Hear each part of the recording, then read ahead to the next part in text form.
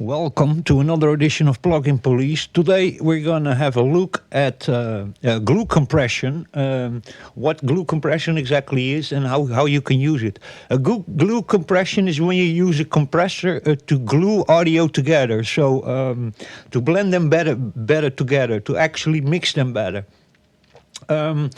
There are special compressors that are specially designed for it, but you can actually use any compressor you want. But you should actually look for a compressor that has a setting for glue compression. Not all compressors work well, of course. Some compressors do it better than others. But the idea is this. For example, if you have a vocal or a synth and you want to have them blend together, you can use a glue compressor for that. You can also use a glue compressor on your master output. But many times it works better if you use a glue compressor on a mix bus. So that's what we're going to do here. We're going to use the same sample examples that we used before.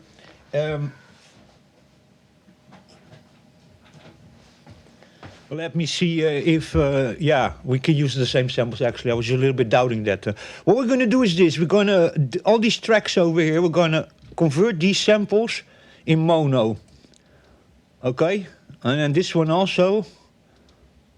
Convert everything in mono because we're going to work here with drums and percussion and stuff works really well in mono. So that's what we are going to do.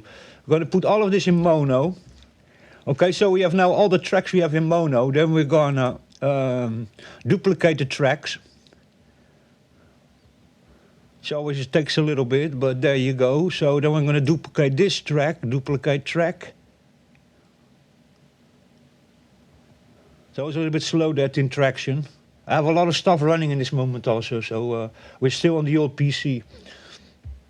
Now we're gonna pen this one left and this one right, so we have still stereo, but separation between it, so we don't get any phase cancellation or any kind of issues. This is also in mono now, so we can also duplicate this track. Sorry about that. Yeah, that's already in mono, so duplicate track. And then this one you can actually also just duplicate track, why not? Duplicate track. So this is now all in mono. Pen this one also left.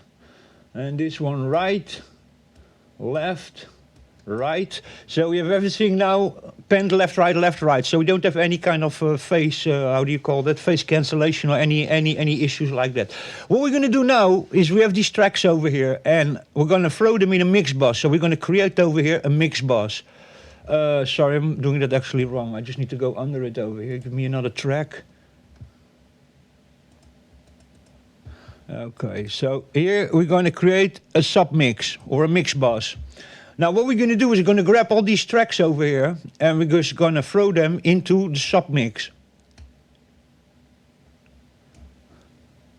You can also do that, by the way, by selecting multiple, but sometimes traction crashes when that happens, so I prefer to do it like this. So now we have all of this. Sorry, this one missed itself. Sorry, it needs to go in here. Now we have everything here in a submix.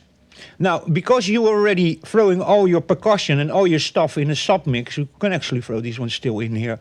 In here also, throw this one in the submix, and this one also in the submix. Okay, these ones are now solo. The solo could be there, and this one solo. Exactly. So now we have everything here in a submix. Now that already mixes everything a little bit together, and you will notice that if you have all your tracks separate and you just run only to the master, then there will be more separation and tracks will not be so good blended and mixed together. But in a submix already helps because you're pushing everything into an extra channel where they're already being a little bit mixed together. Now in the analog world this works much better. So if you have an old analog mixing table or a compressor or equalizer or anything like that, then that works very well because analog buses or faders or channels, tracks and channels, by themselves already mix things together because the way analog works, and there's more a little bit distortion, a little bit saturation in it because it's an analog circuit. It already mixes things better together than actually digital tracks do. But still, digital tracks you will notice if you place them in a submix, this all sounds already a little bit more together. And then what we're going to do now is we're going to grab the fire pressor and we're going to throw the fire pressor on the submix. Okay, and this one we're going to adjust to. Sorry about that. Let me see if I can find it. And I don't want to open the things like this. And we're going to set this one to glue compression. Glue 3 in this one. That's the Varimu, the 1176, the Distressor, and the DB160 by DBX Technologies.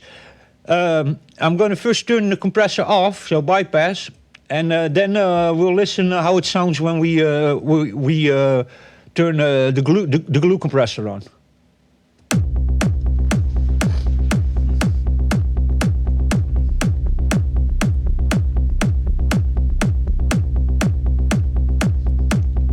We have, by the way, still the unfiltered audio zip compressor is still compressed on kick drum, so there you go. Okay, now we're going to throw the glue compressor on.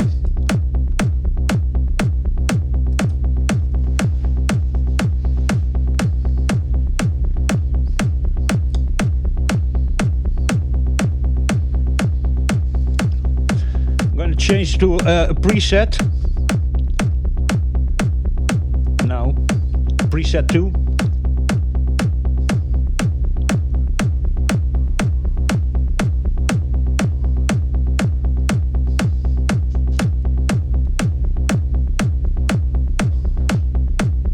Preset 1.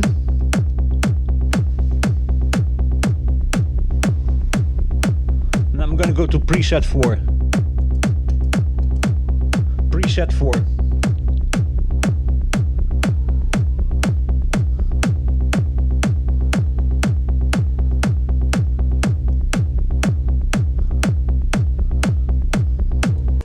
Okay, so that is one example of a glue compressor to glue everything better together. We're going to now try it with the zip. There's a very good also a glue compression function in it. I will throw here in front.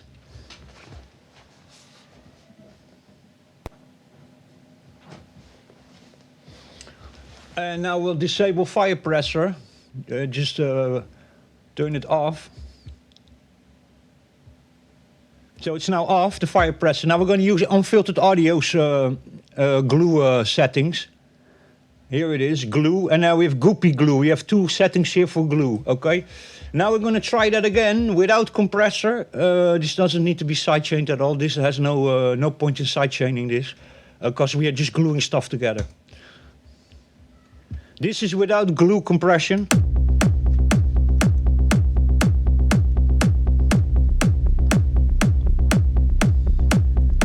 Enabled.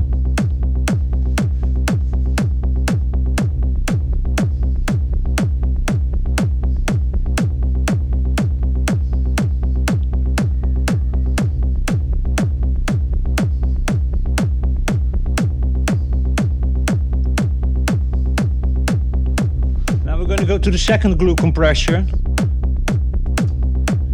Goopy glue.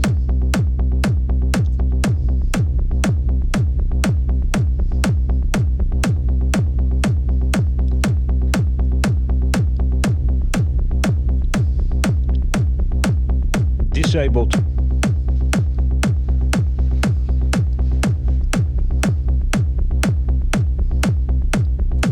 Okay, and now what I'm going to do is now I'm going to just throw some hi-hats and some extra percussion in the drum loop with these 2 drum loops over here that have hi-hats in it and a little bit of percussion going on. And then we'll try it again with both compressors. First we're going to go the unfiltered audio on normal glue. Let me disable it for now. Yeah, it's disabled for now, so here you go.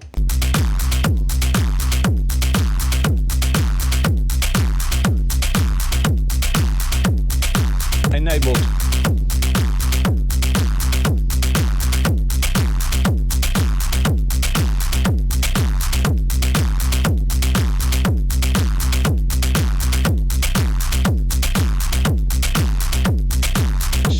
preset.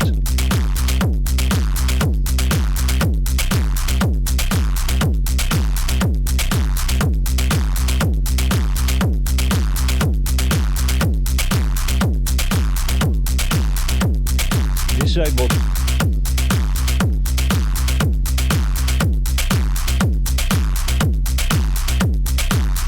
So there you go. Now we're going to try again with this percussion extra. This one we have now set off, and now we're going to try Firepressor again with the extra percussion and hi-hats in it and the cymbals. Put it first on the glue one, and we'll let you listen. This is without any compression.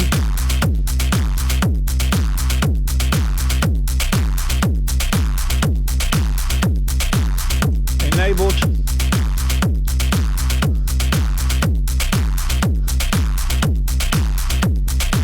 Next preset.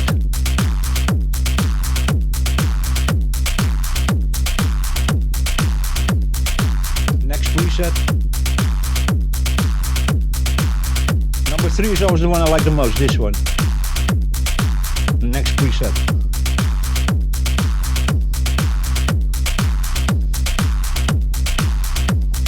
Disabled.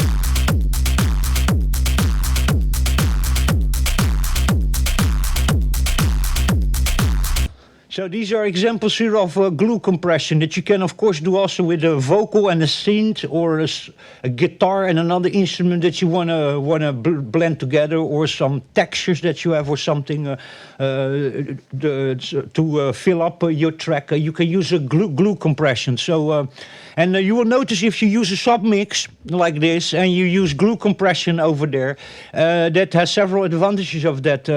You will notice that if you have, so for example, your vocal parts all in a submix, then your percussion and your kick drum in your bass you have in another submix separate, and then your synths and all the other stuff in another submix, and textures and effects in another submix. You will see that in the end, when you start mixing everything, your end mix, everything is easier to mix together because they're already all in different buses, so they're already in individual channels, already a little bit mixed together, and especially if you then use some equalization and some glue compression on those ones, then even your end mix is easier to do. Everything just blends a little bit good together. If you sometimes have the problem that your sound still sounds too artificial or something, there's always a thing you can do also, and what I do also, you're listening now also to my streams. The audio that you are listening is going through OBS. My microphone is a 600 ohm normal studio microphone, a dynamic microphone. It's going analog in a mixing table. That mixing table is going, the inserts is going to a 5-band graphic EEG analog with high pass and low pass filters in it, and that's being sent to OBS. And that goes in OBS still through some equalizers, some compressors, and vocal enhancers and noise reduction tools. So 5 or 6 other plugins it goes through. So 5, 6 or 7 goes still through. But and I've done it is because otherwise my sound was very unnatural and too sterile. Everything was in the digital world. Before that I was using even a USB microphone, and everything was just in the digital world. So also with your productions, if you have a production that you end mix, you just cannot get good, or it sounds just too sterile, too artificial.